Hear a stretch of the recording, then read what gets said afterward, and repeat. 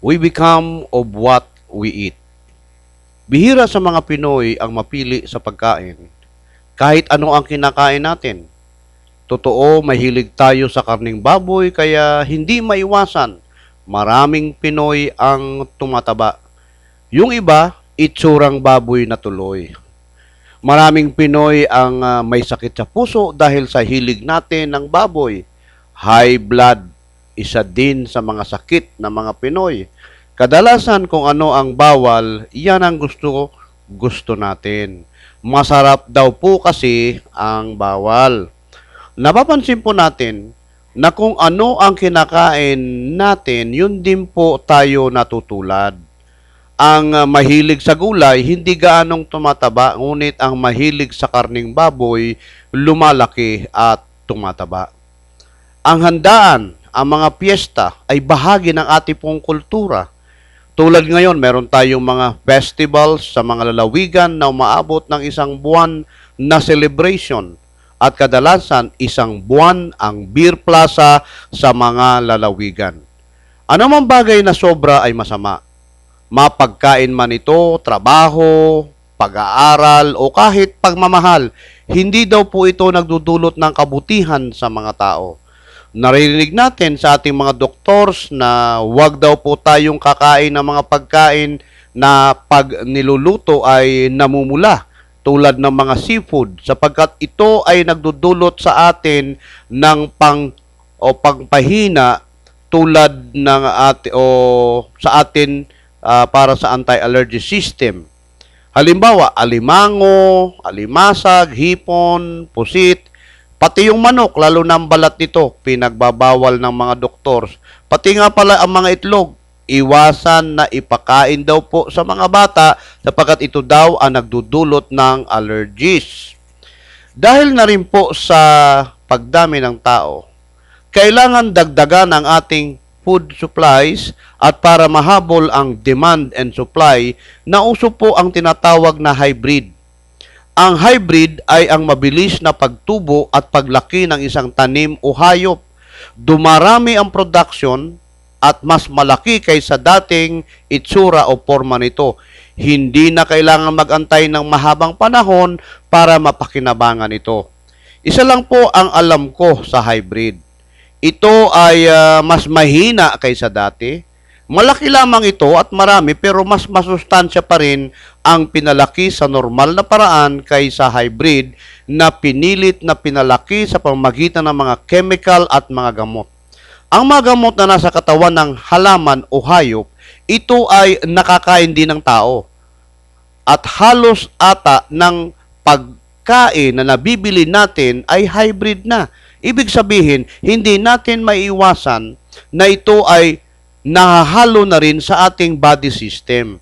Kaya hindi rin nakapagtataka ng mga tao ay sakitin at may mga sakit na mahirap gamutin sapagkat sa tiyan pa lang ng magulang, ang mga sanggol, ang mga chemical o mga gamot ay nasa dugo na rin natin. Hindi rin nakapagtataka na mas maigsi ang lifespan ng tao ngayon. Hindi tulad nung panahon na umaabot ng lampas sa 100 ang edad ng mga tao. At ang katotohanan po, mas lalong bumababa ang lifespan ng tao sa ngayon at lalong iigsi ang buhay ng tao sa darating pang mga taon.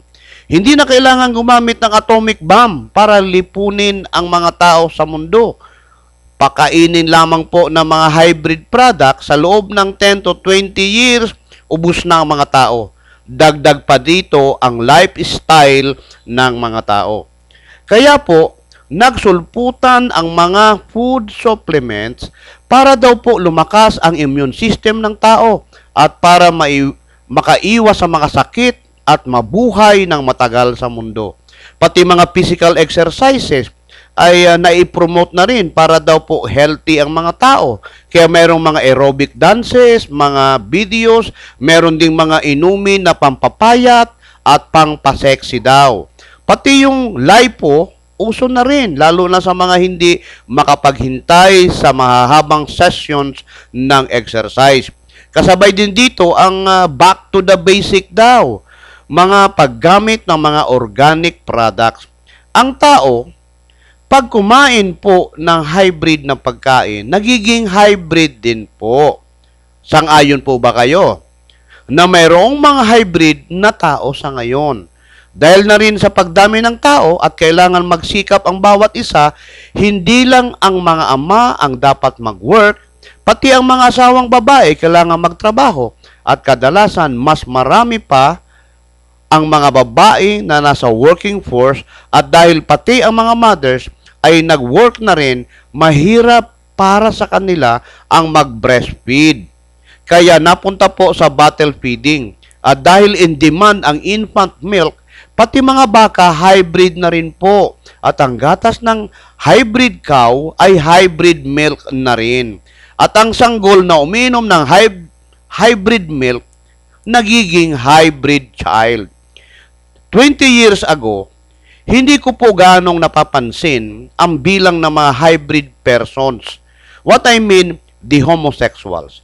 Ngunit ngayon, kahit sa alinmang antas ng lipunan, kahit saan mang lugar, lantaran na nakikita ang mga hybrid individuals.